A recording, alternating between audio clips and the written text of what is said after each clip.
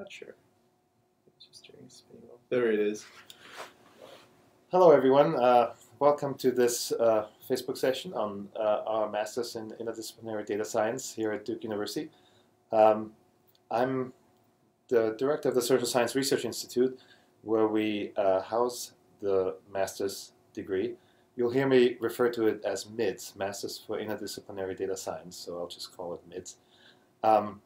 And I just want to tell you a little bit about the reason we set up this degree, why it's set up the way it is, and what you might expect. And Jason here is one of our first-year students, so this is our first year of running the program. So we have our first-year class, and I thought it would be nice for you to hear from someone who's actually going through the program and experiencing all of our growing pains as we do this. So a few years back, we sat down and as director of the Social Science Research Institute, I thought there's all this stuff happening in data science that isn't emerging from within the social sciences. It's coming from math and engineering, from computer science.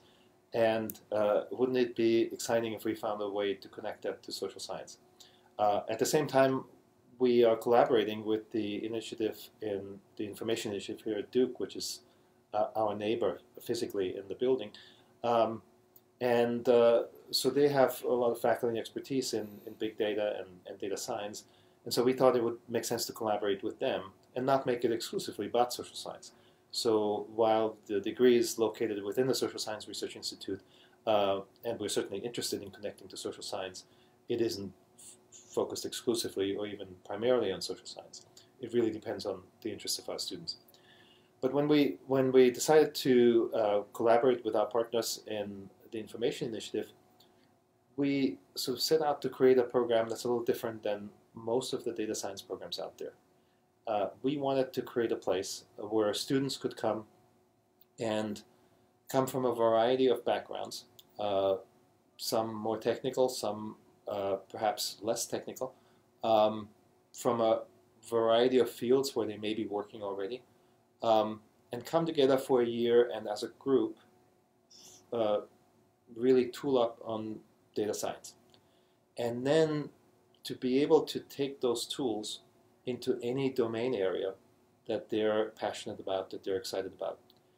We're ideally situated in the university to be able to do this because we're not sitting in a school. We're not in the business school, we're not in the engineering school. We are outside of the schools and connect to all the schools. So we wanted to create a network where we could leverage the entire university and make it possible to create paths for our students to be able to take data science into anything they're excited about. And since data science is everywhere these days, the only way to really structure a program that accomplishes this is to use the network of the entire university. So that was the underlying idea. So a year to tool up, and then a year to really experience and dive into the domains that are exciting to you. And those domains range from public health to environmental applications, finance, really anything that you can think of. There are people who are interested in art. There are people who are interested in going deeper on the computer science. So lots of paths that are possible. Now here's how we then structured it. This was the goal. And so what we structured then was to say, well, we do need 2 years because we want that deeper engagement in the second year. We want to be able to recruit from very diverse backgrounds. So we want to have something in place so that students can tool up a little bit even before they get here. So it may be that some students, it's been a while since they've taken statistics, so it's been a while since they've taken linear algebra or something like that. So we structured an online summer review that opens sometime in May and allows you to, before you even get here, together or individually, go through a review of statistics, linear algebra, some coding in Python, and really get everyone to a certain point before you arrive on campus at the beginning of August. Then once you arrive on campus, we have 3 weeks of a fairly intense boot camp. The boot camp really is an in-person boot camp. Everyone's here, and it really tries to accomplish several things. One is to really work on those technical skills, deepen the coding experience, So we have a lot set up in that area. But we also want to use that 3-week period to really create a cohort. People are coming from many countries around the world, to really, for the class to get to know each other. We aim for a class of about 35, so it's a relatively small environment. We want everyone to sort of feel like they're part of the same experience. And so in that 3-week period, we do a lot to kind of build the cohort, build relationships, and make everyone feel really good about going into that first year together as a group. Everyone brings different skills, different strengths, different weaknesses, and so we want people to be able to be in a position to help each other throughout the first year. So that's the boot camp. Then the first year, 2 semesters, will be focused primarily on core classes. There'll be opportunities to take an elective or 2, but it's not required in that first year. And most of the time, you'll be with your classmates taking the basic data science courses that you would expect. Courses on statistics, courses on data marshaling, web scraping, text analysis, databases, machine learning, data ethics, and data visualization. So that's what happens in that first year. Then you'll have the summer for doing an internship, and so we have an infrastructure in place to help you find internships, to help you connect to internships. We also have internal internships for students who may end up not connecting to the internship they had hoped for. So we have some internal internships as well that link to some programming that we do here at Duke. And then when you come back from that summer of having done an internship, you'll be going into the second year. You'll have the opportunity to take electives to deepen in some technical area if you would like, and to learn more about the domain area that you are interested in going into. So if you're going to go into public health, it'd be nice to take some classes that relate to that. That may not be heavy on data science, but really are heavy on content, so that when you are a part of a team that deals with a public health problem, you can engage with the domain experts in a way that you couldn't if you didn't have that expertise. So those are the electives, but then really the defining the experience in the second year will be your engagement in the capstone team. So unlike in lots of programs, they'll have capstone experiences where for 6 weeks you are on a team with 2 or 3 other master students and you produce something for a client. In our case, the capstone will be a 9-month experience. It'll start in August and go all the way till you graduate. It'll be an engagement with other MIDS students, but also with potentially students from other departments who have more domain knowledge, PhD students, postdocs, perhaps master's students. There'll be faculty who are interested in the project, and typically an external client, sometimes a research lab within Duke, sometimes some institutional player within Duke who has a question that requires data science to be answered. So these are meant to be sufficiently deep projects that they last for an entire year.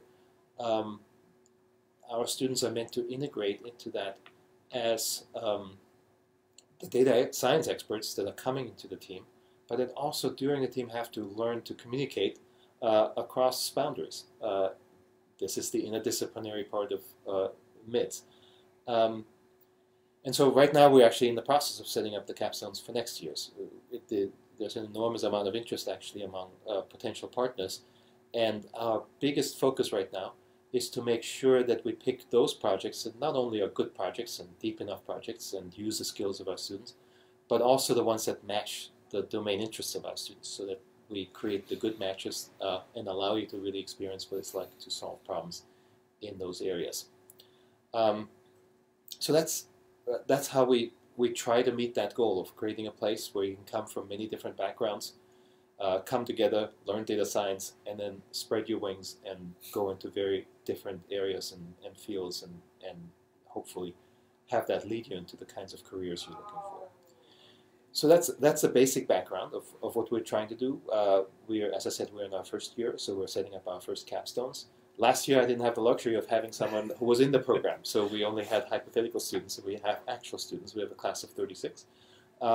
And so I thought maybe Jason would like to say a few words. So, by the way, for the 21 people in here right now, feel free to add comments and we'll try to answer them. So I'm just going to go through exactly what Tom talked about, but I'm going to talk about from a student's perspective. So, starting from my background, so I was an undergrad.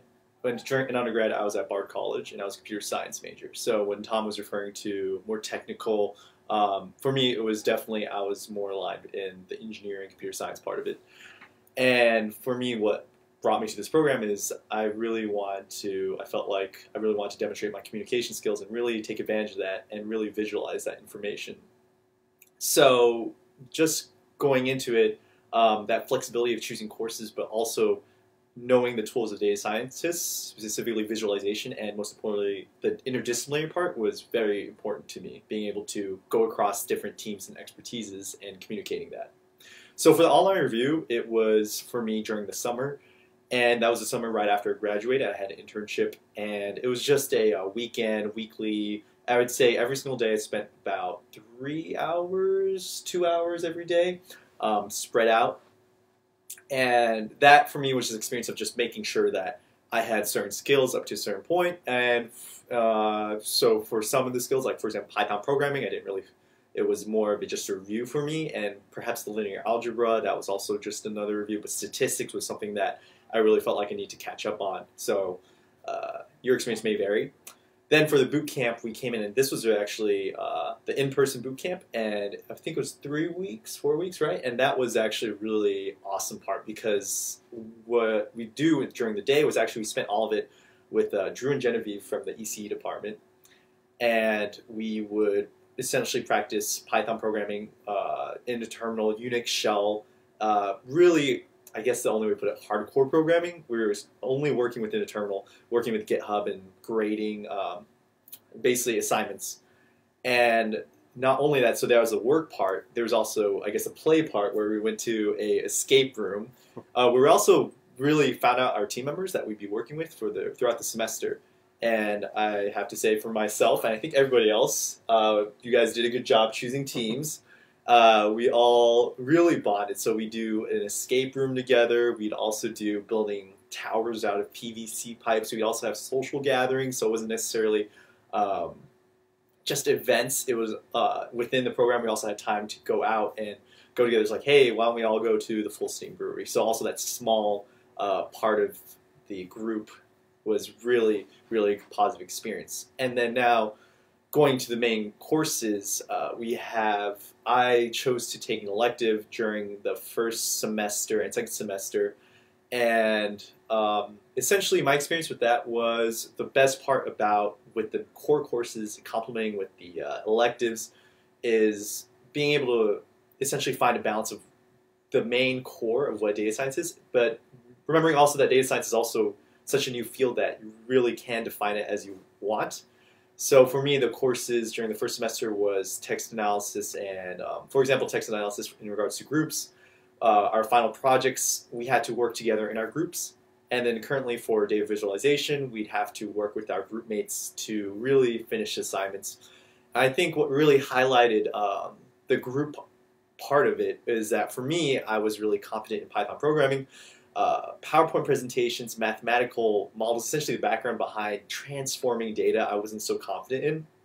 And what was awesome was that one of my teammates was really comfortable with being able to present information, specifically with one of the methods that we were using, because she had used it previously. And just being able to support each other was really valuable. And not only that, throughout the course, because we were so closely knit together, if we had any specific questions in regards to probability statistics or programming, we all sort of knew who to reach out to. And it was a really valuable experience. And another way to put it, actually, is currently for data visualization in Jana's course. Jana was like, why aren't you guys, usually people are asking me with so many questions, but why aren't you guys asking me so many questions? It turns out we were all asking each other these questions and answering it together. So that was just a really positive experience. So ultimately, the courses as part of a group was really awesome. And I can answer questions about courses from my perspective in the comments. And then next part is internships. So I'm fortunate enough to have found an internship. I found it through the Duke Career Fair, and I think what's really awesome about what Tom was saying about the Duke's career infrastructure is that the best part is that essentially the interdisciplinary part. In regards to that is you have these career fairs, which one is more tech focused. There's like different ones, more tech focused, more social focused. There's like different events throughout the year. But during this career fair, I'm currently working with PwC as a forensic technology consultant, and essentially my role within that will pretty much be doing text analysis. So what their department is mainly concerned with is litigation cases such as email, text documents, or a lot of legal documents. And basically, how do you parse all that unstructured data into really clean information? So all the way from you have scans of an image using OCR technology to put it into a model, and then the output of that model going to the client and making something really usable for the clients. And then to wrap it all up, leading into the capstone in regards to the opportunities within the IID and the capstone, what's really awesome here is that if you do choose to work within the Duke IID, is that there's a lot of projects going on. And if you ever decide to come here and visit Duke, if you go up to the third floor, which is what I did, right after I met with Tom and Jana for lunch, is I walked up on the third floor and just looked at all the posters that were going on. So just to give a highlight of what I found interesting for this summer is there's one project on Internet of Things devices, so network traffic specifically.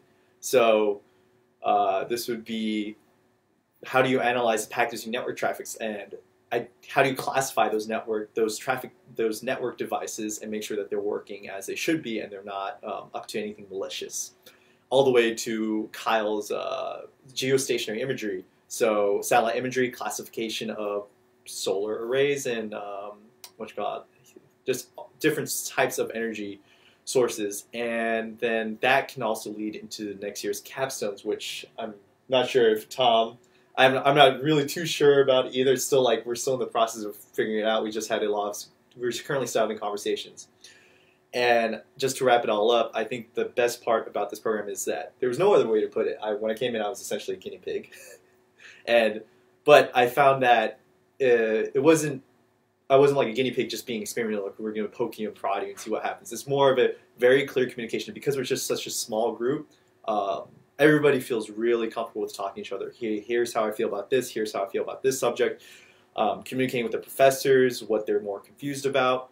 And I think ultimately, if I was to say what really differentiates this program from other programs, and even for me, specifically something like pursuing an engineering degree is a small size, where I really came here and I didn't feel like I was just coming in here and I was just figuring things out on my own, but also figuring out within a group with the support from my advisors and Tom and Jen and everybody.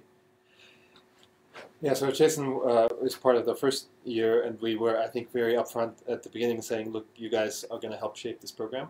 The second year is going to benefit from the experiences and what we learned in the first year. So you'll still continue to help shape the program, but you'll also benefit from that. One thing I didn't mention was we also pay a lot of attention to developing communication and professional skills. So there are a lot of activities outside of the curriculum that actually focus on that, which is, it's important to know how to work with data. It's important to know how to communicate and do so in a professional environment. So we spend a lot on that as well. And we have two questions. So the first one is my favorite teacher class so far, and the second one is the PhD track. So I'll just tackle the first part in the PhD track. I'm currently not pursuing a PhD, so I'll let Tom leave his input in. So in regards to my favorite teacher class, it's hard to say. I feel like it's hard to pick a favorite one because my teachers might be watching right now, and maybe I'm still enrolled in their courses. But I'll just say some of the highlights from my courses. So for text analysis, text scraping, definitely one of the highlights was working in a group, like I said earlier, working in a group, really playing to each other's strengths, communicating with each other. And then another highlight would definitely be currently Tom and Jana's class, which was data visualization, where it seems like something very simple, but it's actually much more complicated than it seems. As you're an economics professor, so this is the best analogy I can think of, is supply and demand. It's very simple to think, oh, like perhaps, you know, when somebody wants more of something, the price will go up. But there's a lot more complexity to it that you can capture and model, and that data visualization class has definitely brought it up. And then I think teachers, I think the most remarkable thing about this program so far in regards to core classes and also electives as well is the teachers here are very, very skilled. And what I mean by that is you're just working with, there's no other, like world-class professors who are experts in their field. And the fact that you can go up to them, like Jerry Ryder's class, which was modeling, representation and modeling, I can't remember the course name, representation statistics, yeah, he was a expert, and that was also a very important groundwork for me, where for me I know I want to focus more on programming and computing, but the statistics part of it was definitely very valuable. Essentially it gave me a completely different perspective, and being able to approach him and right after class and really for him to be available specifically only to the mid students. That was also a very valuable experience, being able to ask him very specific questions. How do I interpret a model? Like now I can very confidently say, okay, this is what the model is, this is what it means. For Chris Bale's class, text analysis, it was very clear that he knew what he was doing. Whenever we were working through our final project, we'd approach him, we'd say, hey, we're really stuck on this one thing. He'd immediately say, oh, think about this one, this one, this one. Here's 3 links, take a look at them.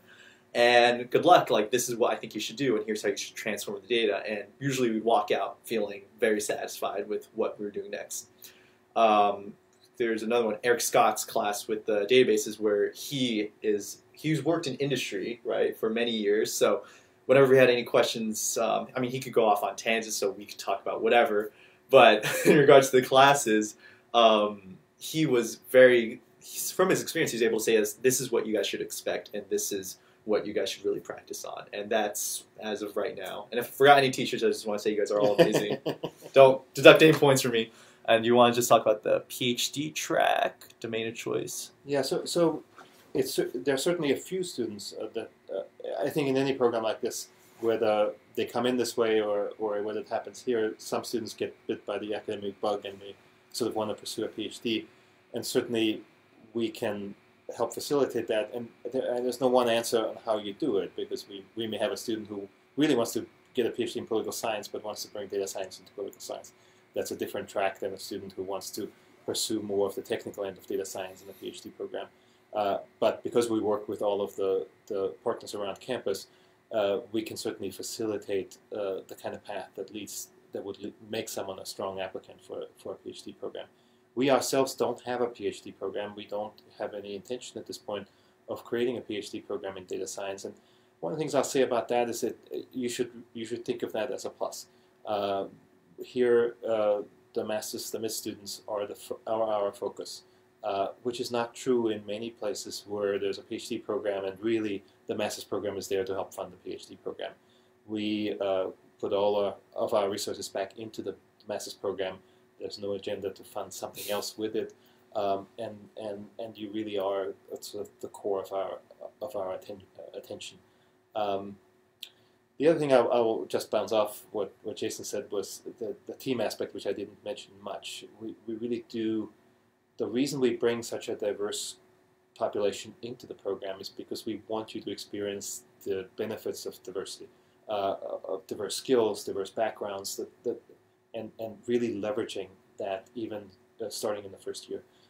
So we put together the teams very intentionally of not putting people who are the same on one team, which might happen naturally if people just chose to aggregate in teams. We very intentionally put very different people on teams. And so that becomes a big part of our program too. What else are people asking? There's one, how do you teach about the limitations of legacy systems? New data science in a challenging model. I'll just say briefly about that. Eric's class was a perfect example of it, where you have all these fancy NoSQL languages coming out and new fancy ways of storing data. And obviously, for companies, it's too expensive to transition to new models, and that's exactly what Eric's class covered. It wasn't a focus of it. I can't say it's a focus, but essentially, how do you work with those systems. That's what I would say the MIDS answer to that is, understanding how to work with them and how to use new data science in a challenging model. I would just say that's the part where the courses kind of interweave with each other, where hopefully next year the capstones will really demonstrate that. So I'll answer that question next year, I guess. What qualities or characteristics in the applicant are you looking for? I would say me, right? No, I'm kidding. There's also no one answer to this. It really is, we are attempting to put together a class that has people with many different strengths that aren't all going to be in one applicant. So Jason came in with a strong technical background from his computer science background. We have students who don't have that strong a technical background, but have a deeper background in some domain area. We have economics majors, we have psychology majors, we have pretty much any major you can think of. We have a lot of our students actually have some experience in the professional world, and in their cases, that experience really adds to the value of what they bring into the program. So we mix students who are coming straight from an undergraduate institution with students who have been out for a few years, have some experience that you wouldn't get in college, but who might be a little bit rusty on some of those technical subjects and really benefit from having students who've more recently been trained in that area. We're looking for people who can work effectively in teams. So we do want to have a sense that that's not something that you're averse to. That's something you might even embrace, and that you have the basic kind of skills to be able to work effectively in a group. You'll notice if you do apply to the program that we tend to want to hear from you in person. This year the application includes a 1-minute video that we ask you to make. We talk to a lot of our applicants over Skype. And we don't have anything precise that we're looking for, but we're looking for students who are open to working with others who are different than them, people who are intellectually engaged in some way, who kind of have a strong sense of why do I want to do this, who they may not know exactly what they want to do, but they have a certain passion they bring to the program. So those are the kinds of things we look for, in addition, of course, to looking through traditional kind of transcripts and things like that. But I will tell you that oftentimes we emphasize that a little bit less than I think a lot of programs, because we're looking for those other qualities that really create the kind of class that we want to create. We don't have cutoffs for standardized tests, so I know that the Duke system requires people to have a GRE score unless they have a graduate degree somewhere else. Things like that. We look at it, but it's certainly not something where we have any kind of cutoffs as some programs might. And we are going to continue to keep the program at the current size. We think we can do what we want to do effectively at this size. We don't think we know at this point how to scale it, and until we do, we won't do that. And that is a differentiator from a lot of programs that go big fast. We had 650 applications last year, and we resisted the temptation to make the program big. It's not the environment we want. It's not what we're trying to accomplish. And it allows us to also engage the kind of faculty we want to engage. So we do have, as Jason mentioned, some real star faculty at Duke whose home is in other departments, but who come here to teach our students. And then we have some people from industry who come and complement that. I don't think we could do that if the program became giant. Yeah, I agree. The interaction between the faculty, the small size, is really valuable. So I'm glad that you kept it small and that I was part of that small group. And also in regards to qualities, we have an intramural frisbee team. So if you play frisbee, bonus points. One of the questions is managing time between work and the program. I would say it's going to be just program. At least for the last week, my life has revolved around the program, which is a pro or con. So yeah, this is not a program. This is a residential program where you should not expect to have a job on the side.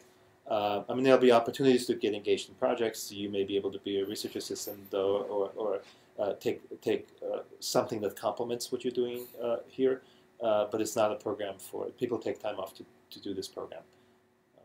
Yeah, developing capstone projects with international partners. Yes. So I'm actually so I'm spearheading right now, as I call it, the casting of the net of all the possible ideas that people have for possible capstones. So I've probably had 60 or 70 conversations with potential partners so far. I expect for the next few weeks to have probably another 50 or 60. And it's been a remarkable set of conversations. People are, our partners, potential partners, are extremely excited about what we're trying to do. And they're very eager. So almost every conversation has turned into a proposal from the partner. There are,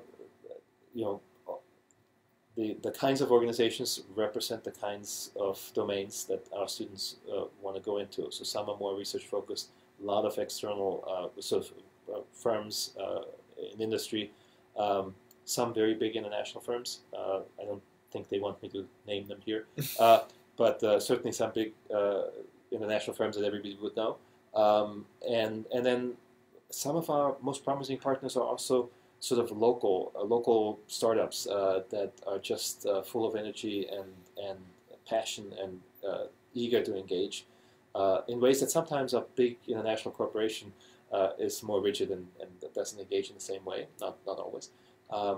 We also have, as I said, potential partnerships in the nonprofit area, in the health area, education.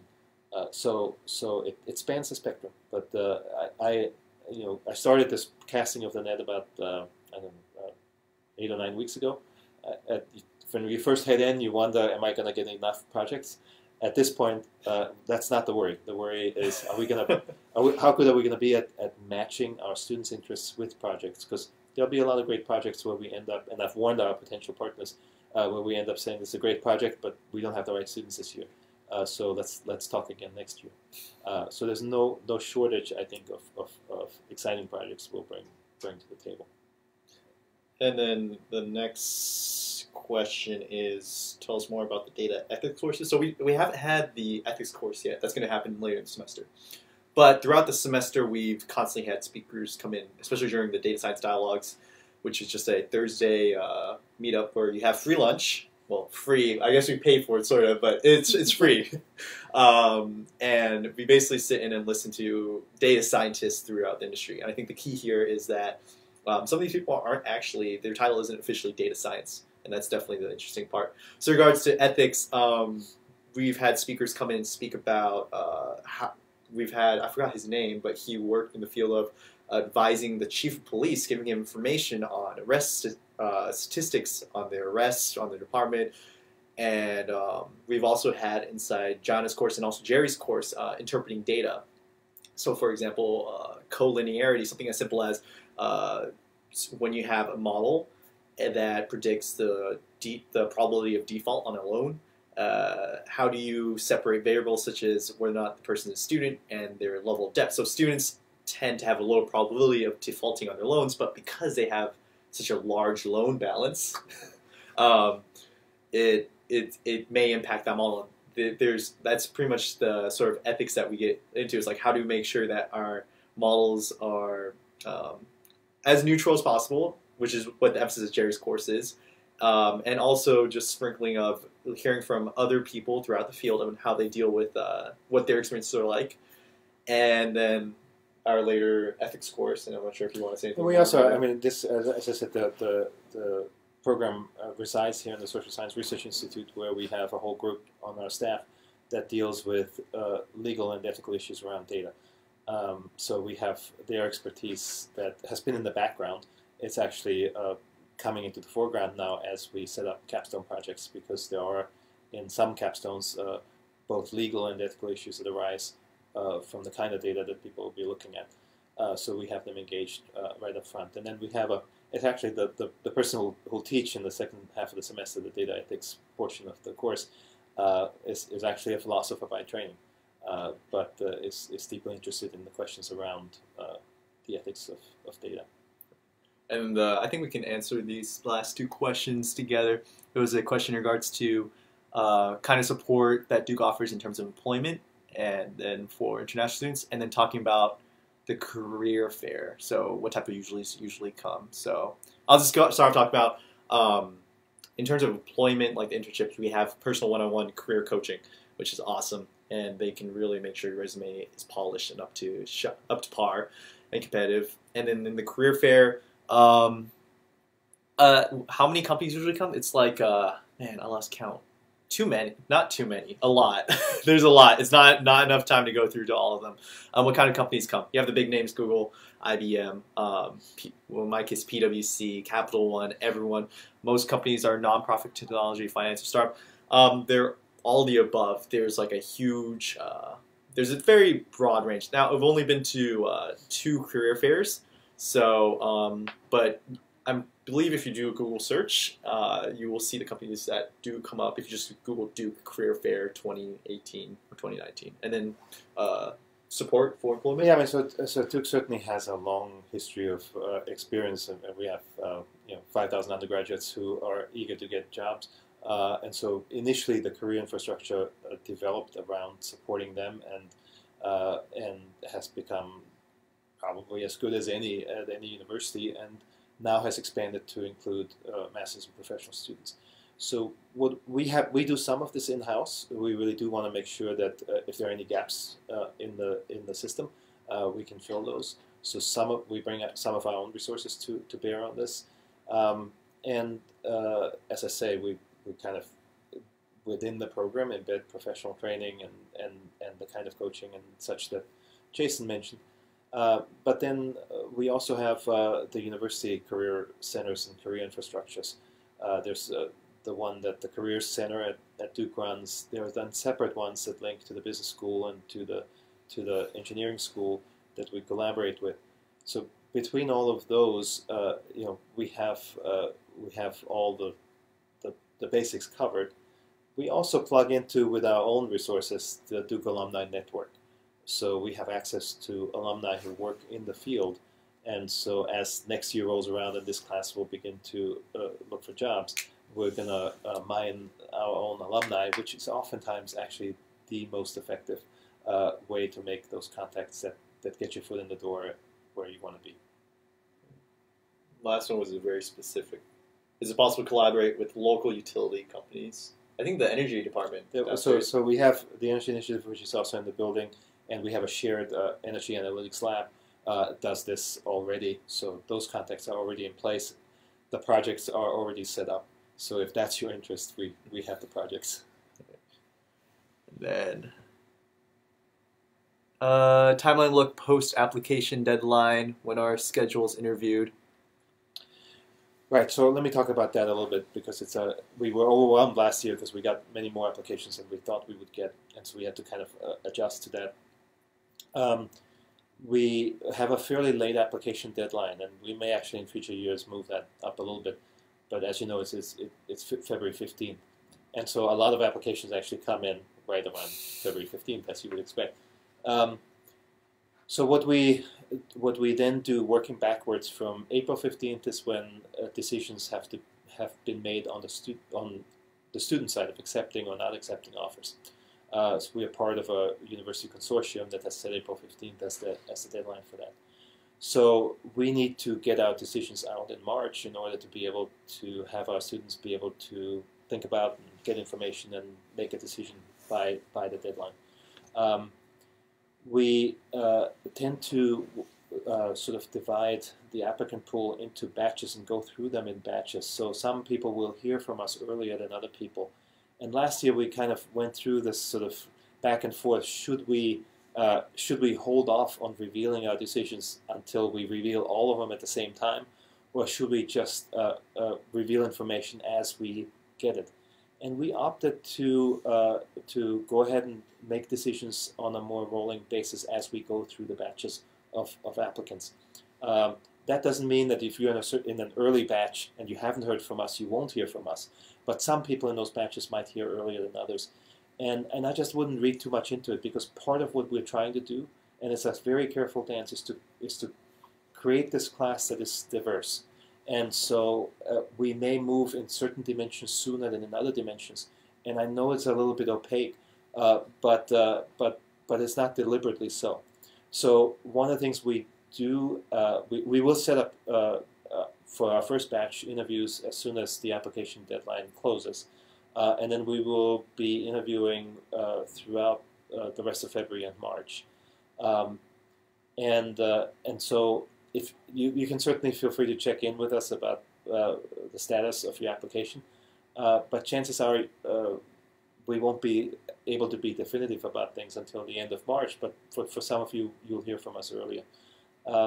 Once we do an interview, I always encourage you to stay in touch with us. And so you'll hear me say that during interviews, that if there's something that comes up on your end, if there's something we should know, if there are hurdles that might keep you from being able to think about those are the kinds of things we want to hear about sooner rather than later.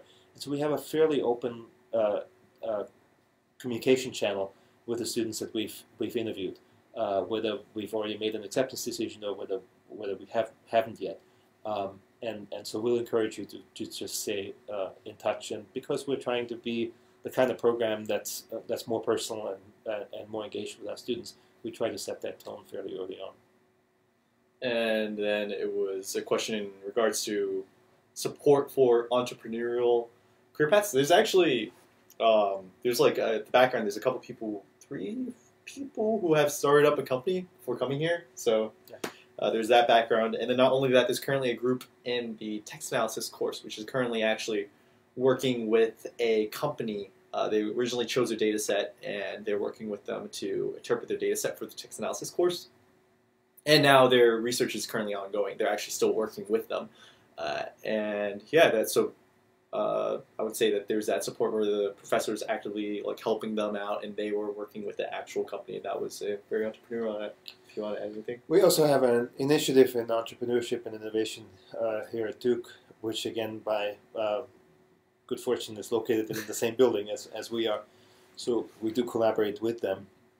And for students who are interested in that space, they've actually got some really good resources in programming. And so again, we connect to them fairly easily. We have some appointments on our faculty and staff that are joint with them. So there's pretty good communication with that branch of Duke. And then Fort Bragg, in regards to data analysis with military contractors, I mean, we have an active duty officer right now. We have an active duty officer who's who we love. So we like collaborating with the military. This is our first year, so I can't speak to projects we've done in the past. We've certainly done projects with the military in the research space, unconnected with the MIDS program, but we would certainly be open to that as a potential partnership. And I think I just want to add on to that, because another benefit of a small cohort, and because this program is new, and the pro of being a guinea pig is I was able to talk to my advisor and to set goals for each other and go like, hey, this is how I want to, before coming in even, I was like, this is what I'd like to achieve out of this program. And continuing that communication with that small size made it really easy for me to say, I really want to achieve this. What's the best way of going about it? So yeah. And I don't know if there's any more. Yeah, I don't see any more questions. Okay. Yeah. Well, this will be archived. I think it will be available for people who came in late and for people who weren't able to join. We hope you apply. We have another, 2 weeks? And if you have other questions, please post them here. We and some of our staff will be answering questions after we end this session. So keep staying in touch, keep asking questions, and we hope to see you too. Yeah, and I believe our contact details, the students, are on the website, and if you have any specific questions... Yeah, again, something we couldn't do last year, but this year you have information on all the students. You can go on our website, and I think they'll happily answer questions as well. And I think the awesome part is transparency in regards to this program. We're all just super open, so yeah. I look forward to joining us, you guys joining us. Thanks. Oh, you gotta click it again.